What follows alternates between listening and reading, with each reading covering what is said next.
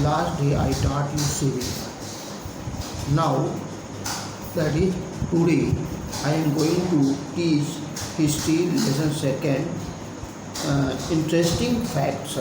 Page number 14. Rajendra first had a powerful naval fleet. He sent a naval expedition in 1025 AD to conquer the Sri Vijaya Empire, which included Malaya, Java, and Sumatra. The Chola rulers also sent emissaries to China.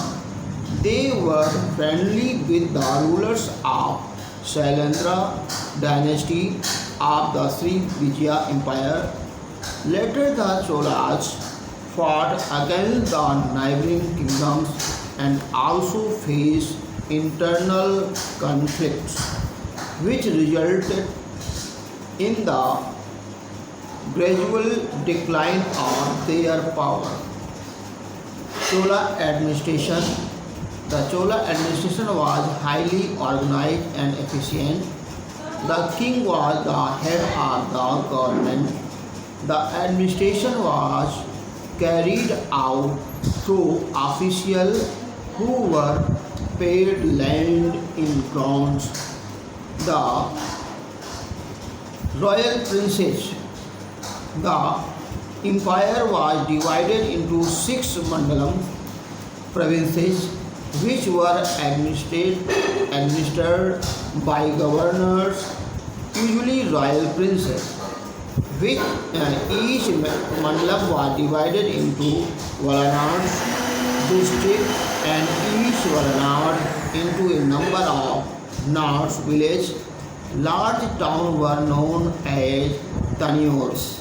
The villages were administered through a system of local self-government. Ur Sabha Nagaram were the 3 villages assemblies which played a key role in uniting the people of the villages. People elected their own assemblies. The council appointed various committees for electing revenue, maintaining law and order, and providing justice. The Mahasabha was the assembly in villages given to Brahmins. Nagaram was the assembly where traders and merchants dominated. The Cholas had a powerful army made up of infantry, archers, cavalry, elephant crops, and naval fleet.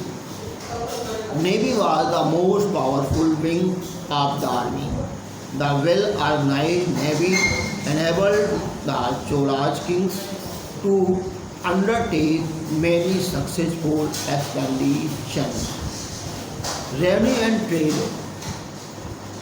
Tax on land and trade was main source of revenue, which was used for maintenance of the royal household, public works, salaries of officials, and maintenance of the army. Cholas ensured a flourishing trade with the Southeast Asian countries.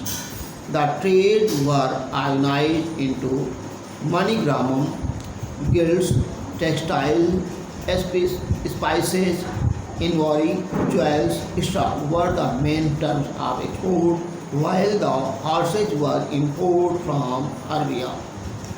Cholas society. The king was the most powerful person in the society.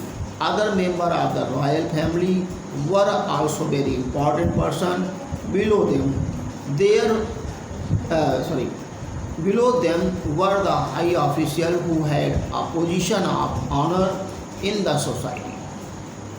The Brahmins were held in high esteem. They were provided tax-free land called the Brahmadeya or Agrahara. The merchant too held a position of prestige. The upper caste dominated the lower classes and put some restriction on them. They were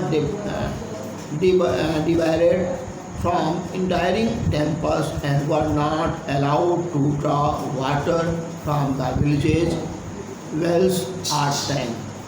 The state authorities greatly promoted agriculture, art, crafts, and trade. Land surveys were undertaken and land revenue was assessed on the basis of quality of land. There was good system of roads and communication. Merchants are organized into guilds and carried on internal and external trade. These merchants called Chetis trade with the Arabia, Persia, China and countries of the Southeast Asia. Many foreign merchants settled in prosperous coastal towns. Art and architecture next day.